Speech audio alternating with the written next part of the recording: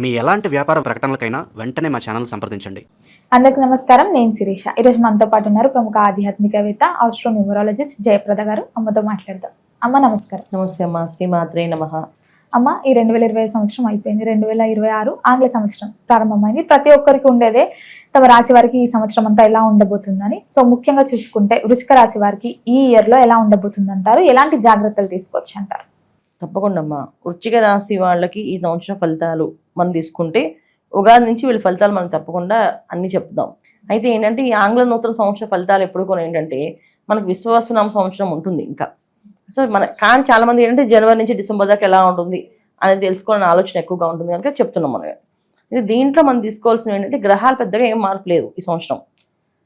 జనవరిలో మార్పు అనేది మనకి ఏ గ్రహాలకు మారవట్లేదు. రాహు అదే సేమ్ ప్లేస్లో ఉన్నారు. శనేశ్వరుడు ఒకరు వక్రగతి నుంచి నార్మల్ స్థితికి వచ్చాడు ఆయన, అంతే తప్ప రాహుకేతు ఇద్దరు సమానం అన్న ఆపోజిట్ ప్లేస్లో సేమ్ అలాగే ఉన్నారు. అంటే కుంభరాశిలో రాహు, సింహరాశిలో కేతువు, గురువు అతిచార యోగంలో కర్కాటక రాశిలోకి ఉన్నారు. వీళ్ళు ఈ రాశి యొక్క ప్రభావాలు దీనికి మాత్రం ఎటువంటి ఫలితాలు ఇస్తాయంటే అన్ని మిశ్రమ ఫలితాలు ఇస్తారు వీళ్ళు. ఎందుకంటే ఇక్కడ గురువు భాగ్యస్థానంలో అనిపించినప్పటికీ కూడా వీళ్ళకి భాగ్యస్థానంలో గురువు ఉండడం వల్ల వీళ్ళకి ఒక అదృష్టం ఏంటి అంటే పితృదేవతల ఒక అనుగ్రహం కలిగి సంతాన భాగ్యం లేని వాళ్ళకి ఈ సంవత్సరం సంతానం కలిగే అవకాశం ఉంటుంది. ఇది పెద్ద శుభవార్త వీళ్ళకి. ఎంత మంచి శుభవార్త అంటే ఇంకా సంతాన భాగ్యమే రాదేమో, సంతానం కలిగే అవకాశం అంటే ఇంట్లో సంతానం, సత్సంతానం యోగం, అలాంటి యోగాలు కలిసే యోగం. తర్వాత వివాహాలు అవ్వట్లేదు అనుకునే వాళ్ళకి వివాహాలు అయ్యే అవకాశం ఈ సంవత్సరంలో ఉంది. ఇంకా మిగతా ఎవరికి ఇంకా అంటే విద్యార్థులకి కాస్త కొత్త కొత్త చదువులు చదవాలనుకున్న వాళ్ళకి, అంటే కొత్త ప్రొఫెషనల్గా నేను ఎదగాలి, నేను ఈ ప్రొఫెషన్ ఈ రంగంలో నేను సాధిద్దాం అనుకుంటున్నాను, నాకు ఎప్పుడు ర్యాంక్ రాకుండా ఒక 5%, 5% తగ్గిపోతుంది అని అనుకునే వాళ్ళకి ఆ పర్సంటేజ్ అనేది ఎక్కువ వచ్చి వీళ్ళు పాస్ అయ్యే అవకాశం ఎక్కువగా కనిపిస్తుంది. సో విద్యార్థులకి అనుకూలంగా ఉంది. తర్వాత సంతాన భాగ్యం అనుకూలంగా ఉంది. భార్యాభర్తల మధ్య సమస్యలు ఏమైనా ఉంటే అవి తొలగిపోయి ఇద్దరు కలిసి అన్యోన్య దాంపత్య జీవితానికి అనుకూలంగా కనిపిస్తుంది. ఇవి అన్ని అనుకూలంగా ఉంది. ఇంకొకటి ఏంటంటే రాజకీయ నాయకులకి అనుకూలంగా ఉంది. ప్రజాసేవ చేద్దాం అనుకునే వాళ్ళకి, ఇప్పుడు రాజకీయం అనగానే ఏంటంటే సంపాదిద్దాం అనుకునే వాళ్ళకి కష్టంగానే ఉంది. లేదు నేను ప్రజా సేవ చేయాలి, ఖచ్చితంగా ప్రజలకు నేను ఏదో ఒకటి, నేను నా స్టాంప్ అనేది ఉండాలి వీళ్ళకి, నేను ఇవన్నీ చేసి పెట్టాలి, ఈ సేవలన్నీ చేయాలి వీళ్ళకి అని ఎవరైతే బాగా ఎప్పటి నుంచో అంటే పార్టీలో ఉండి సేవ చేస్తుంటారు కొంతమంది, బ్యాక్ ఎండ్లో ఉండిపోతారు వాళ్ళు. ఆ బ్యాక్ ఎండ్ ఎవరైతే ఉన్నారో వాళ్ళు ముందుకు వచ్చే అవకాశం ఈ సంవత్సరం వాళ్ళకి ఎక్కువగా ఉంది. అంటే ఎన్నో ఏళ్ళ నుంచి పదవి స్థానం ఇవ్వకుండా వాళ్ళు అలా వెనక్కి పెట్టే వాళ్ళందరూ కూడా ఈ సంవత్సరం ఫలితాలు ఇవి కనిపిస్తున్నాయి. ఇక మిగతా విషయంలో, వ్యాపార విషయంలో కానీ, ఆర్థిక విషయంలో కానీ పర్సనల్ జాతకాలు చూపించుకోవాలి. ఈ సంవత్సరం వాళ్ళ జాతకాలు ఎలా ఉన్నాయని చూపించుకొని దాని ప్రకారంగా వాళ్ళు అడుగులు వేస్తే మంచిది. ఎందుకంటే ఏ వ్యాపారమైనా సరే, కొత్త వ్యాపారాలు ఏమైనా మొదలు పెట్టాలనుకుంటే మాత్రం ఖచ్చితంగా వాళ్ళ జాతకాలు చూపించుకోవాల్సిందే. చూపించుకోకుండా వెళ్ళి చేసేసుకుందాం అంటే మాత్రం చాలా ఇబ్బంది పడే అవకాశం ఎక్కువగా ఉంది. ఎందుకంటే వీళ్ళకి అర్ధాష్టమ శని తగ్గిపోయిన అర్ధాష్టమ రాహు ఉన్నాడుగా. అందువల్ల ఏంటంటే ఇది నాకు బ్రహ్మాండంగా అయిపోతుంది, నాకు అనిపిస్తుంది, ఆ మనసుకు తెలుస్తుంది అని ఒక ఫీలింగ్లో పాజిటివ్ ఫీలింగ్ అనుకున్నది నెగిటివ్లోకి వెళ్తారు. చూడడానికి పాజిటివ్ అనిపిస్తుంది, ఎందుకంటే రాహు అలా మాయ చేస్తాడు. ఎప్పుడు కూడా మనిషిని మాయ చేస్తానో ఆయన ముందుంటాడు. ఎంత మాయ అంటే అసలు రేపటికల్లా నేను కోటీశ్వరుని అయిపోతాను అంత మాయ తీసుకెళ్ళిపోతాడు ఆయన. అంత లెవెల్ తీసుకెళ్ళి కింద పడేస్తుంటాడు. అందుకని ఈ మాయ నుంచి మనం బయటపడాలి ఖచ్చితంగా. అది మన వల్ల కాదు. మన అతి అంటే పెద్ద పెద్ద వాళ్ళ ఎంతో జపం తపస్సు చేసిన వాళ్ళ స్వామీజీలకు కూడా ఆ మాయ నుంచి బయటపడ కష్టపడుతుంది.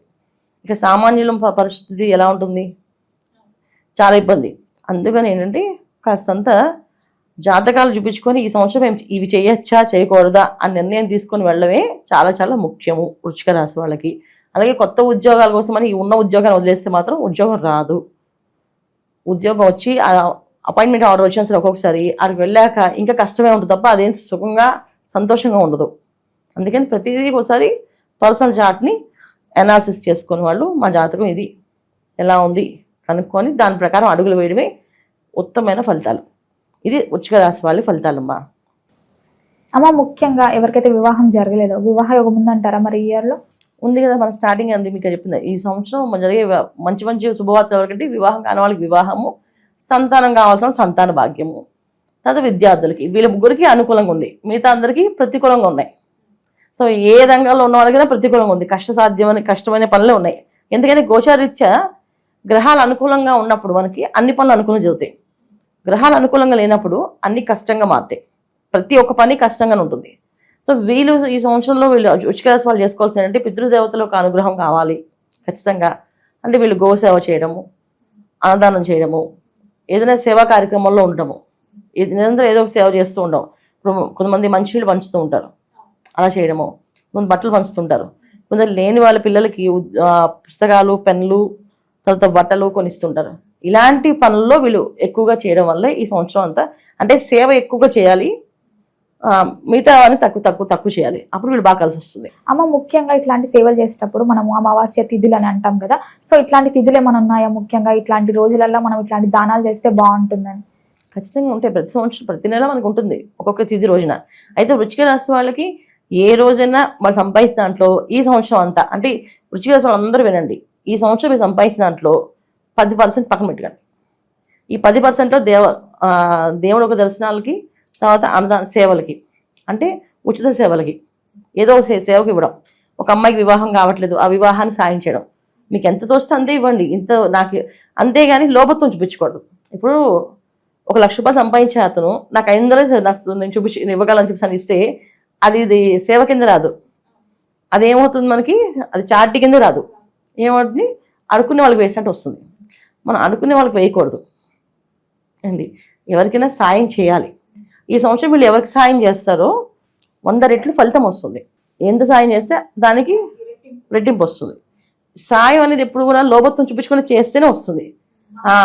మనస్ఫూర్తిగా అమ్మో ఇంత ఎవరిస్తారు, ఇంత సాయం ఎవరు చేస్తారో నేను చేయలేను అని అనుకోకూడదు.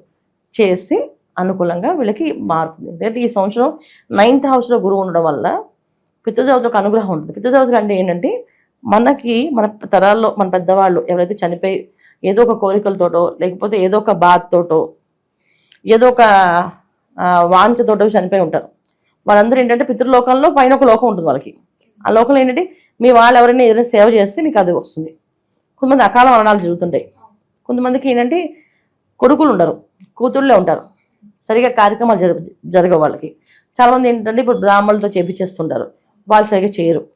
వాళ్ళు ఏంటంటే ఆ సమయానికి ఏదో వాళ్ళ ముందు ఏదో 2-3 మంత్రాలు చదివి ఏదో చేసామని చేస్తారని అది కూడా సరిగా ఎడదు వాళ్ళకి. అలాగా ఉన్న వాళ్ళందరూ కూడా పైన ఉంటారు. అయితే ఆ వంశంలో ఎవరో ఒకరు వచ్చి మాకు నీళ్ళు పోయిపోతారా ఏదో చూస్తుంటారు. అంటే ఇప్పుడు ఎవరో తాత అనుకోండి, ఏదో 4 ఫాదర్స్, తర్వాత 5 ఫాదర్స్, అలా మొత్తం ఆ ఇంటి వంశాన్ని చూస్తుంటారు వాళ్ళు. ఎవరో ఒకరు ఉత్తములు రాడా మా వంశానికి, ఆయన ఈ కార్యక్రమాలన్నీ చేయడా, మేము ఉత్తమ లోకాలకు వెళ్ళామా, అలా ఉత్తమ లోకాలకు వాళ్ళు వెళ్తే మనకు ఆశీర్వదిస్తారు. వాళ్ళు ఆశీర్వదిస్తే ఏంటంటే పితృదేవతలకు అనుగ్రహం మనకుంటే ఏమవుతుంది అంటే మన ఆస్తులు నిలబడతాయి. చాలామంది ఏంటంటే మేము బాగా సంపాదిస్తామండి కానీ ఒక ఇల్లు కొనుక్కోలేపాం, ఒక ఇల్లు కట్టుకోలేకపోయాం అని అంటుంటారు. ఎందుకంటే పితృదేవతలకు అనుగ్రహం లేకపోతే ఇల్లు కట్టుకోవడం అనేది జరగదు. ఆస్తులు నిలబడవు. చాలామంది మాకు బోళ్ళంత ఆస్తి ఉంది అంతా పోయిందండి అంటారు. ఆస్తులు నిలబడవు. వాళ్ళకు అనుగ్రహం ఉంటే మనకు ఆస్తి వస్తుంది. అందుకని వీళ్ళు ఏంటంటే ఈ సంవత్సరం అంతా ఎంత సంపాదిస్తారో దాంట్లో 10%, 5% దైవ దర్శనానికి, ఒక 5% చారిటీకి. ఇది ప్రతి నెల పెట్టాలి. పెట్టి ఖచ్చితంగా మీకు వచ్చిన ఆ అమౌంట్ని ఖచ్చితంగా చార్టీ చేసేలా మంత్ చేసి చూస్తే మీకు రిజల్ట్ ఎలా కనిపిస్తే చూస్తుంది. చాలా మంచి శుభవార్తలు, మంచి స్థాయికి వెళ్ళిన అవకాశాలు కనిపిస్తాయి. ఇది వీళ్ళు చేసుకోవాల్సింది. అమ్మ ఓవరాల్గా ఈ ఇయర్ మొత్తం బాగుండాలంటే ఎలాంటి పరిహారాలు చేయమంటారు? ఏ దైవాన్ని పూజించమంటారు? మంగళవారం ఉపవాసం ఉండటము, గణపతి ఆరాధన చేయడము, గం గణపతి నమః అనే మంత్రాన్ని చదువుతూ కాణిపాకం వెళ్ళి రావడం కానీ, ఆయన వీళ్ళు గణపతి ఆలయానికి వెళ్ళడం కానీ, చాలా ఉన్నాయి గణపతి ఆలయాలు, క్షేత్రాలు మనకి. అలాంటి ఏదైనా దగ్గరున్న క్షేత్రాలకి వెళ్ళి వస్తే చాలా విశేషమైన ఫలితాలు ఉంటాయి. కాణిపాక గణపతి మనకి ఏదైనా కోరుకుంటే ఖచ్చితంగా అక్కడ పని అయిపోతుంది అంటారు. అలాగే ఆయన వీళ్ళు గణపతి కొబ్బరికాయ కొట్టొస్తే ఖచ్చితంగా పని అయిపోతుంది, ఆయనకి ఇన్ని కొబ్బరికాయలన్నీ కొడుతుంటారంట. సో ఇలా మనకి చాలా గణపతులు ఉన్నారు మనకి. ఏ క్షేత్రంగా వెళ్ళి దర్శనం చేసుకొని రావడం. దగ్గర ఉన్న ఊళ్ళకి నెలకు ఒకసారో సంవత్సరానికి ఒకసారో ఖచ్చితంగా వెళ్ళాలి వీళ్ళు. ఇది వీళ్ళు చేసుకోవాల్సిన పరిహారాలు. అమ్మ ఓవరాల్గా 2026లో వృశ్చిక రాశి వారికి ఎలా ఉండబోతుందో తెలియజేసినందుకు ధన్యవాదాలు. నమస్తే అమ్మా. శ్రీ మాత్రే నమః.